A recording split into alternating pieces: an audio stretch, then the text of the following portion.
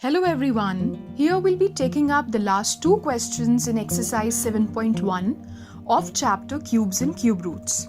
Coming on to the third question. Find the smallest number by which each of the following numbers must be divided to obtain a perfect cube number.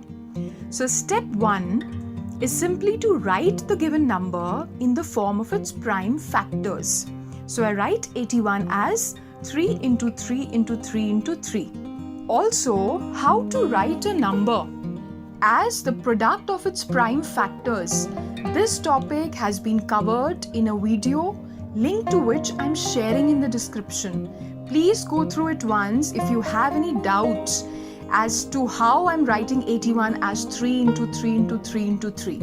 Now, when I've written this number in the form of the product of its prime factors, I will simply begin to make groups of 3 similar numbers, and I see that 3 into 3 into 3 can be kept together and made one group, while 1 3 is left alone. So if I divide 81 by 3, I'm going to get a perfect cube number.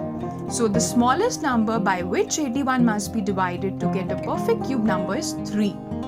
Coming on to the second part of this question, I'm writing this number 128 in the form of the product of its prime factors.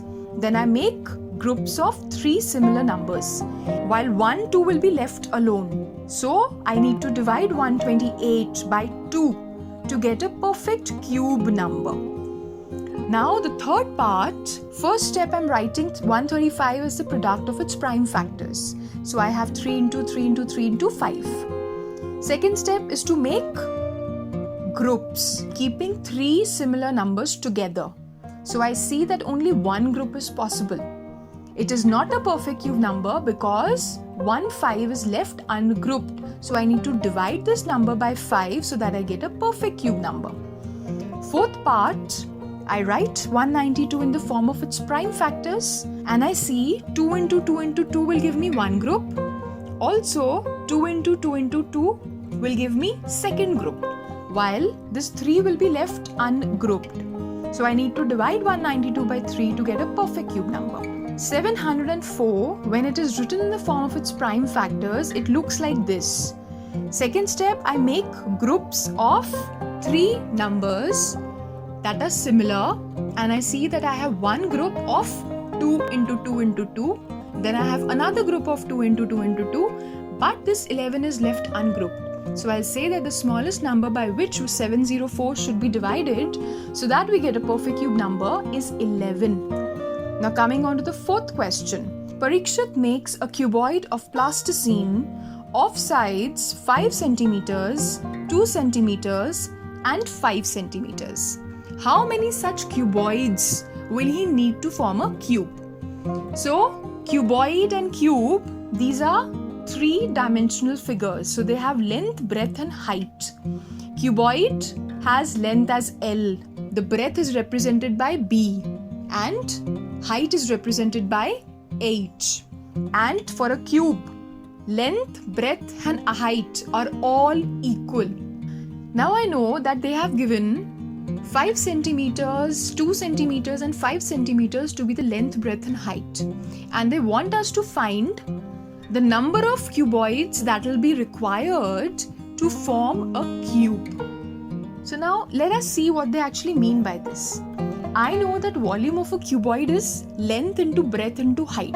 So I get the volume as 5 into 2 into 5, which is further equal to 50 centimeters cube, I'll say. Now the volume of a cube has to be a perfect cube number because all the dimensions, that is length, breadth and height, are all equal. When you're multiplying 3 similar numbers, you will get a perfect cube number. So I know that the volume of a cube is a perfect cube number. Also I know that volume of a cube is equal to volume of this one cuboid multiplied by the number of cuboids. So this is what they're asking us to find. That find the number of the cuboids which will form a cube. Alright, and they've given us the dimensions of the cuboid. So let us see what we'll do. I know that 50 is written as 2 into 5 into 5. Alright?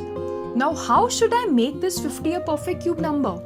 By multiplying it by 1 2, another 2, so that I can get a group of 3 2s, and also multiplying it by 1 5, so that I get a group of 3 5s.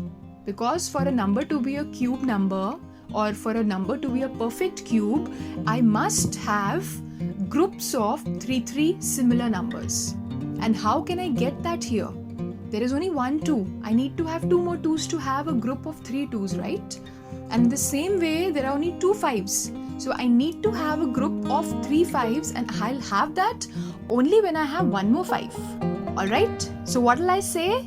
That if I'm multiplying 2 into 2 into 5 or 20 by this number, it will give me a perfect cube number.